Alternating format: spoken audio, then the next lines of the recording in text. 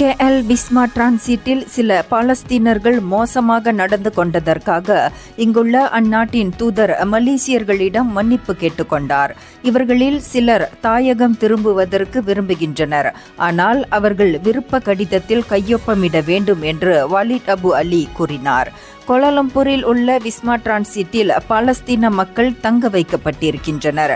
இவர்களில் 2 பெண்கள் சில தினங்களுக்கு முன் கத்தி ஆர்ப்பாட்டம் செய்ததோடு சிலிப்பர்களை விட்டெறிந்தும் பூந்தொட்டிகளை உடைத்தும் பதற்றத்தை ஏற்படுத்தினர்.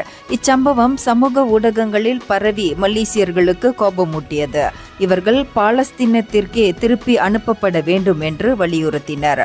அங்கு வந்து சம்பவம் குறித்து விளக்கம் பெற்ற வாலிட் அபு அலி சம்பவத்தை வன்மையாக கண்டிப்பதாகவும் இனி இது போன்ற சம்பவம் நிகழாது என்றும் குறிப்பிட்டார்.